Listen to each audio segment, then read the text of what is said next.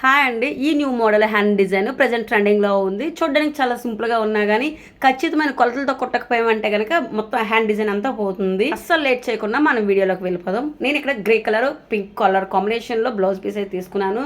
ఇక్కడ మీరు గమనించినట్లయితే నేను తీసుకున్నటువంటి బ్లౌజ్ పీస్ కొంచెం తక్కువగానే వచ్చింది.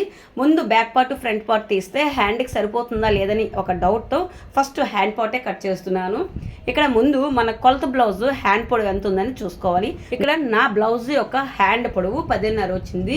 దానికి 2.5 ఇంచులు ఎక్స్ట్రా పెట్టి అంటే 13 ఇంచీలు అయితే లైనింగ్ పీస్ మీద ఫస్ట్ ఈ విధంగా మార్క్ చేశాను. తర్వాత హ్యాండ్ కింద వైపు వెడల్పు తీసుకోవాలి. ఇక్కడ బ్లౌజ్ 7.5 వచ్చింది. సేమ్ యాజ్ యూజువల్గా 7.5 పెట్టుకుంటున్నాను. మీ బ్లౌజ్ ఎంత వస్తే అంత వెడల్పు పెట్టుకోండి. ఇప్పుడు ఇందాక 13 ఇంచులు పొడవైతే పెట్టాం కదా, ఆ 13 ఏదైతే మార్క్ ఉందో అక్కడ నుంచి 3 ఇంచెస్ కిందకి డౌన్ చేసి ఒక మార్క్ చేసుకోవాలి. అక్కడ నుంచి ఆర్మ్ హోల్ అయితే తీసుకోవాలి. మన కొలత బ్లౌజ్కి ఆర్మ్ హోల్ ఎంత ఉందో కొలబెట్టుకోవాలి. 10.5 వచ్చింది. సేమ్ ఇదే 10.5 ఇందాక 3 ఇంచెస్ డౌన్ చేసి ఒక మార్క్ చేశాం కదా, అక్కడ నుంచి తీసుకొని 10.5 వెడల్పులో ఒక మార్క్ చేయాలి. ఇక్కడ ఆర్మహోల్ వెడల్పుకిను కిందన హ్యాండ్ వెడల్పుకి జాయింట్ చేసుకొని డ్రా చేసుకోవాలి. ఇక్కడ ఇంకో విషయం అండి, కింద వెడల్పు ఆర్మహోల్ వెడల్పు నేను తీసినటువంటి కొలతలు మీకు ఏమైనా కన్ఫ్యూజన్గా ఉంటే కనుక మీరు ఎల్బో హ్యాండ్ కట్ చేసేటప్పుడు ఏ కొలతలు తీసుకుంటారో సేమ్ అవే తీసుకోండి. ఈ హ్యాండ్ డిజైన్కి ఫస్ట్ తీసుకున్నటువంటి హ్యాండ్ పొడవు ఉంది కదండి 13, ఓన్లీ అది మాత్రం ఇంపార్టెంట్ అండి. అలాగే కిందన వెడల్పు ఆర్మ్ హోల్ వెడల్పు పెద్ద సమస్య ఏం కాదు, మీ కొలత ప్రకారం మీరు తీసుకోండి.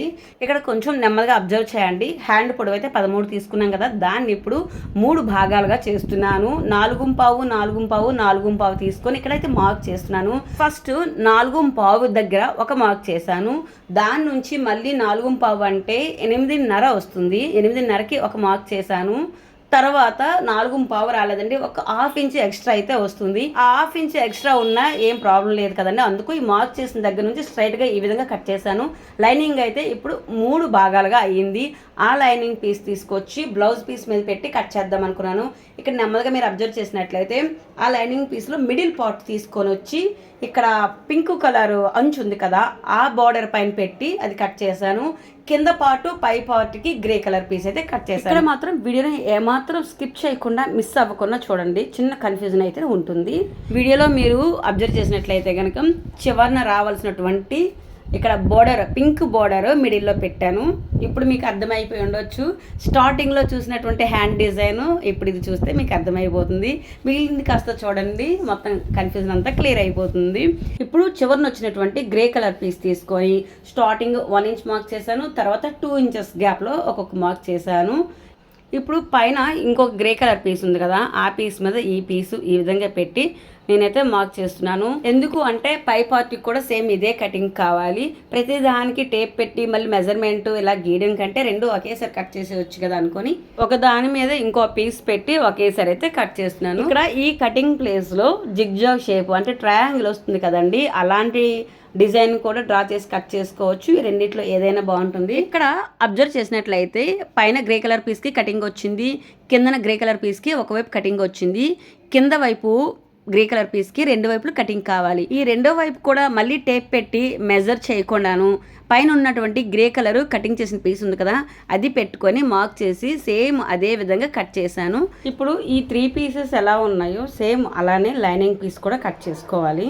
ప్రతి డిజైన్కి కాన్వాస్ పేపర్ పెడతాము, అలానే ఈ డిజైన్కి కూడా కాన్వాస్ పేపర్ అయితే కంపల్సరీ.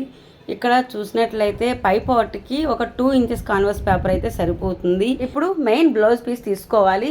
మెయిన్ బ్లౌజ్ పీస్కి ఒక వైపు రైట్ సైడు ఇంకో వైపు రాంగ్ సైడ్ వస్తుంది కదా, అలాగే రైట్ సైడ్ మీదకి వచ్చేటట్టు పెట్టి దాని మీద లైనింగ్ పీస్ పెట్టాలి. మీద వైపుకి బక్రం పీసు వచ్చేటట్టు పెట్టి డిజైన్ కటింగ్ ఎలా ఉందో దాని ప్రకారం 1/2 ఇంచ్ గ్యాప్ ఇచ్చి కుట్టు వేయాలి. కుట్టు మొత్తం వేసిన తర్వాత మధ్యలో ఈ విధంగా కట్స్ అయితే పెట్టాలి. కుట్టు కట్ అవ్వకుండా సిజర్తో కట్ పెట్టుకుని రావాలి.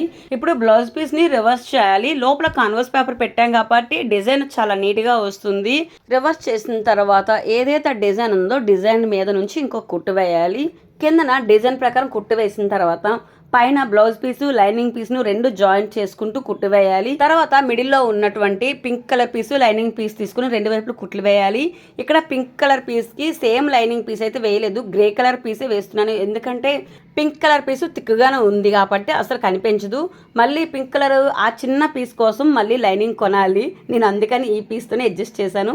ఈ విధంగా 2 వైపులు కుట్లు వేసి దాన్ని రివర్స్ చేయాలి. అంటే కుట్టు ఎక్కడ బయటకు కనిపించదు, చాలా నీట్ ఫినిషింగ్ అయితే ఉంటుంది. అందుకని 2 వైపులు కుట్లు వేసి రివర్స్ చేసి మళ్ళీ మీద నుంచి 2 వైపులు కుట్లు వేసేసాను. ఇప్పుడు పై పార్టు మిడిల్ పార్టు కంప్లీట్ అయిపోయింది. ఈ రెండింటిని పక్కన పెట్టేసి లాస్ట్ పీసు బ్లౌజ్ పీసు లైనింగ్ పీసు ఒకదాని మీద ఒకటి ఈ విధంగా పెట్టుకొని ఎలాగైతే కట్ వర్క్ వచ్చిందో సేమ్ అదే విధంగా కుట్టివేయాలి.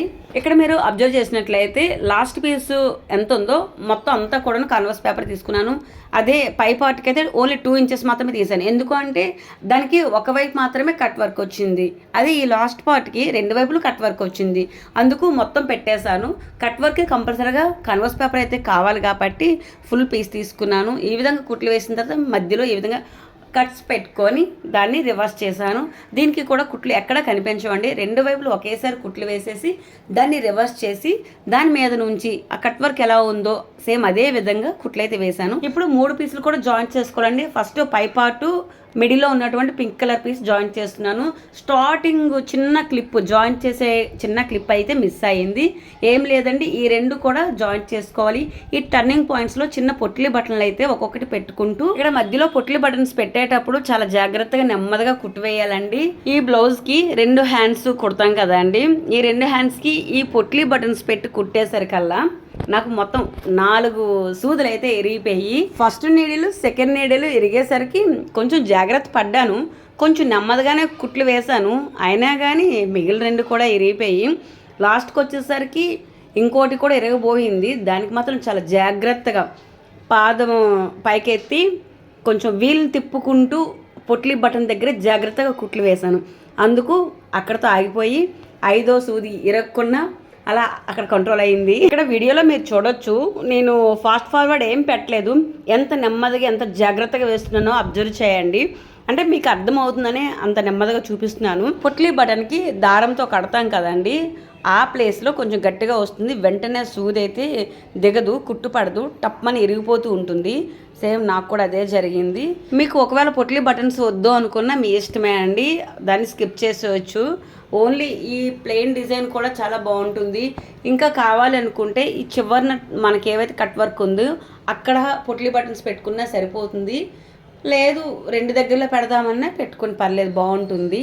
ఇక్కడ ఉన్న ప్రాబ్లము చెప్పాను, ఎలా బాగుంటుందని కూడా చెప్పాను, మీ ఇష్టమే అండి. ఫైనల్గా న్యూ మోడల్ హ్యాండ్ డిజైన్, బాగా ట్రెండింగ్లో ఉన్నటువంటి వైరల్ అవుతున్నటువంటి హ్యాండ్ డిజైను ఈ విధంగా వచ్చింది. మరి ఈ హ్యాండ్ డిజైన్ మీకు నచ్చిందా లేదా అనేది కామెంట్ చేయండి.